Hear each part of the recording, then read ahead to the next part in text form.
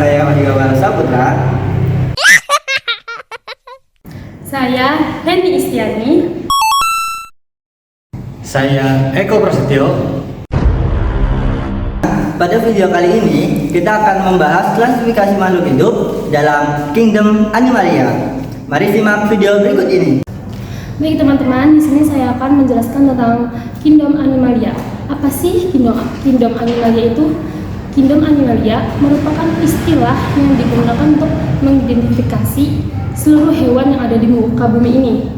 Lebih jauh lagi, Kingdom Animalia termasuk organisme dengan sel eukariotik, yaitu sel yang memiliki sistem endomembran, membran inti, dan organel sel.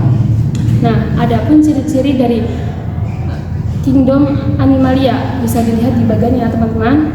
Yang pertama yaitu termasuk heterotrof, yaitu makhluk yang tidak bisa memproduksi makanannya sendiri.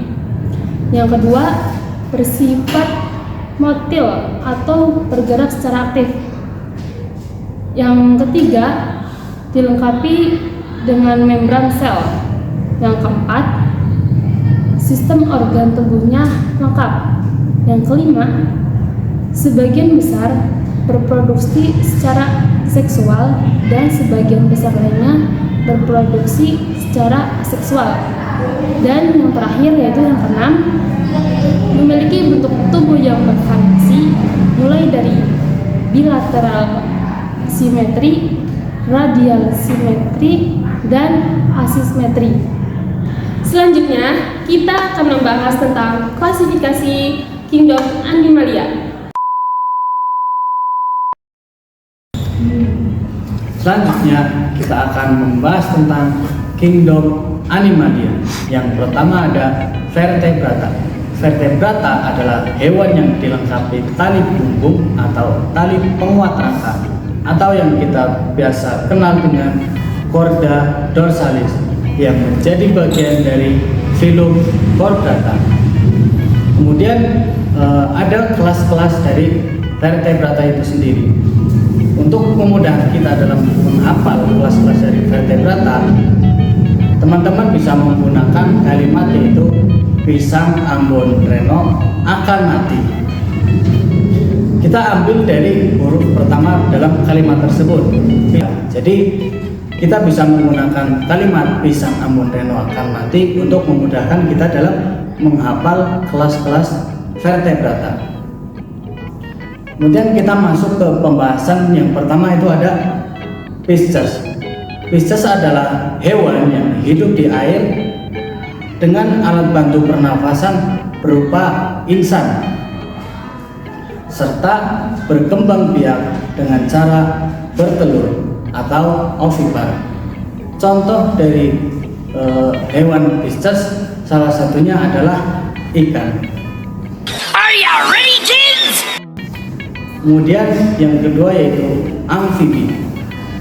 Amfibi adalah hewan yang dapat hidup di dua alam dengan alat pernapasan berupa insan dan paru-paru.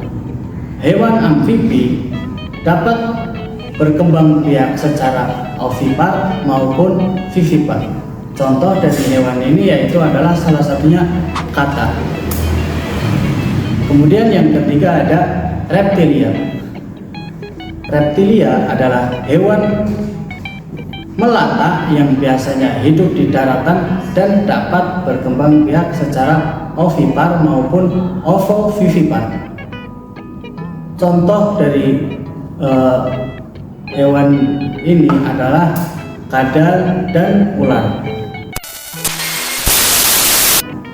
Kemudian yang keempat yaitu aves. Aves adalah hewan berbulu dan memiliki sayap atau biasa kita sebut dengan unggas. Dan hewan ini berkembang biak secara ovipar. Contoh dari aves yaitu ada ayam, bebek, angsa, dan yang lainnya. Kemudian yang kelima yaitu ada mamalia. Mamalia adalah hewan yang memiliki kelenjar susu dan berbulu dengan berkembang biak secara vivipar. Contoh dari hewan ini yaitu adalah kucing, anjing, domba, dan yang lainnya. Klasifikasi berikutnya adalah invertebrata. Selanjutnya, kita akan membahas klasifikasi kingdom Animalia pada invertebrata. Invertebrata merupakan sebutan untuk hewan yang tidak memiliki tulang belakang. Invertebrata terbagi menjadi 8 filum.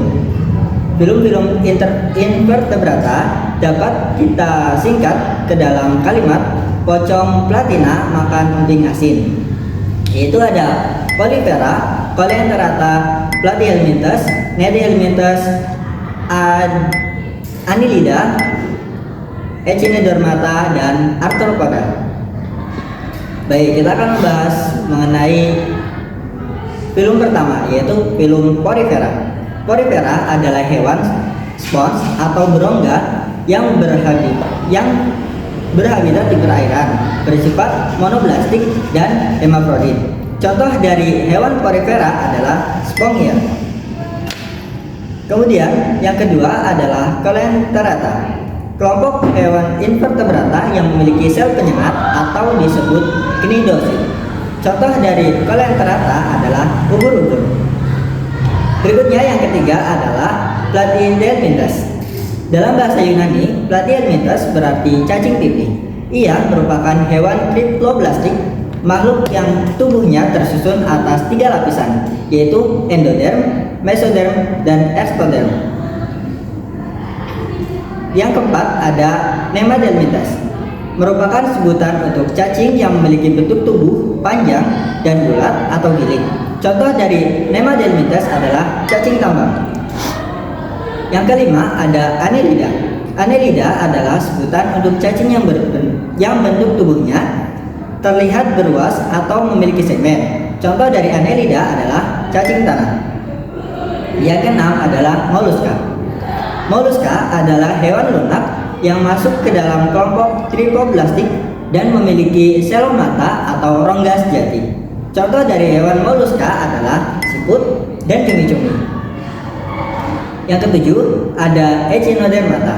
Echinodermata merupakan sebutan bagi hewan yang memiliki kulit berduri. Contoh dari Echinodermata adalah bulu babi dan bintang laut.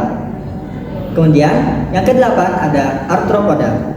Arthropoda adalah nama lain dari hewan yang memiliki kaki beruas dan tubuhnya disusun atas triploblastik dan selomata. Contoh dari Arthropoda adalah berbagai macam jenis serangga seperti belalang, capung, kupu-kupu, dan berbagai jenis laba-laba. Mudah dipahami kan materi yang tadi? Semoga materi yang telah disampaikan bermanfaat bagi kalian semua. Sampai jumpa di video selanjutnya. Bye-bye.